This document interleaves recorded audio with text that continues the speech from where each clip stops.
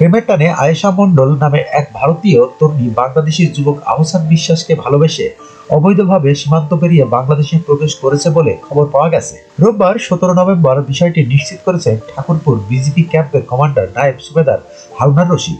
আয়েশা মণ্ডল ভারতের নদিয়া জেলার ভীমনগর থানার হুদাপাড়া গ্রামের জয়নাল মণ্ডলের মেয়ে এবং আহসান বিশ্বাস চুয়াডাঙ্গা জেলার দামোহদা উপজেলার চাকুলিয়া গ্রামের মোহাম্মদ জাহিরুল বিশ্বাসের ছেলে। গ্রামবাসী জানায়, বেশ কিছুদিন আগে সামাজিক যোগাযোগ মাধ্যমে ভারতীয় তরুণী আয়েশা মণ্ডলের সঙ্গে বাংলাদেশি যুবক আহসান বিশ্বাসের পরিচয় হয়। এক পর্যায়ে তা প্রেমে রূপ নেয়।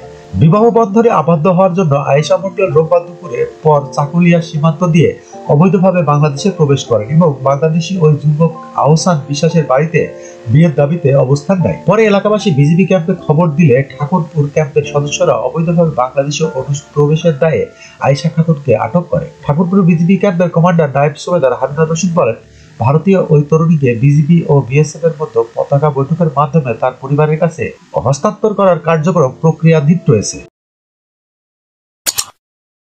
যখনকার খবর তখনই দেখতে চোখ রাখুন সুন 24 টিভিতে। চ্যানেলটি সাবস্ক্রাইব করুন।